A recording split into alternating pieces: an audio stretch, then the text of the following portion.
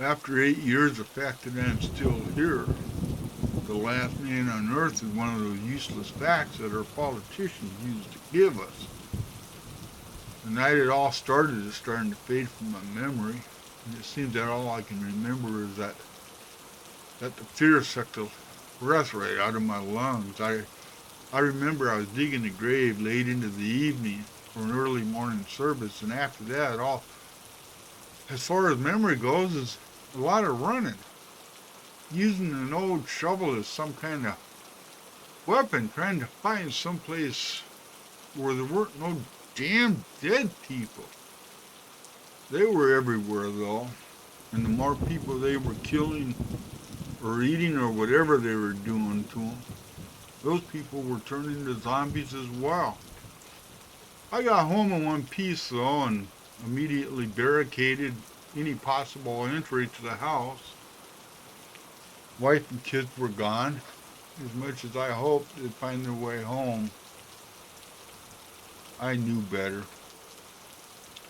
Wasn't no internet, no television, and radio reports were sporadic before it turned to nothing but static. Sometime during the night, power went out, the wind increased, and the ground started to rumble like it was on the verge of some kind of gigantic earthquake. Of course, I didn't sleep a wink, mostly because I was worried about my wife and kids, but I also wanted to know what the road looked like when the sun came up. Just before that happened, I got a glance of the moon, and a third of it was gone. And what was left of it was encased in a huge debris field. That first morning was dark, dark red, blood red, and it stayed that way since. And the foul air just makes me want to puke with every breath. I had food for a bit more than a couple of months, a dozen Coleman propane canisters and an old camping stove, and somehow I made it all work, and I actually rigged up some kind of alarm system with the empty cans, with string like you used to see in the movies. Of course, it didn't work worth a damn. Well, once it did. That was good enough, I suspect. I didn't wait for the food to run out to come up with some kind of plan. Went through a couple of them, listing pros and cons, but no matter what I did, I knew I wasn't going to make it once I left my sanctuary. The only damn weapon I had back then was the broom handle. Handle was a damn butcher knife duct taped to the end. In my shovel. In my old Toyota, I had a half tank of gas. I siphoned some out, made a couple of gas bombs. Wasn't gonna wasn't going to need but just a little bit of gas to get to the county jail, and if that didn't work out, I was planning on the old high school. That was just a bit more down the road. Turns out the old jail was wide open, and it's been my home for the last 8 years. Of course, getting here wasn't no fun. The moment I opened my garage door, I stood there for a moment, thinking that maybe I ought to just stay where I was, lay my head down on a pillow and end it. So I tore it out of there like a bat out of hell. The old county generator worked for a while, then it didn't. So I've made a couple of trips scavenging for food. I got a couple of guns now, but there ain't much in the way of wildlife. Seems the dead eats everything with half a brain. I got out to the old high school a few years back, raided their dry goods. That was all right. That was a bounty. I spent a lot of time up on the roof with a pair of binoculars.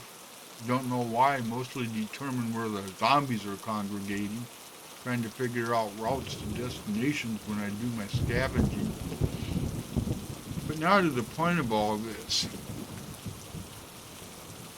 Last evening, just before sunset, I saw something.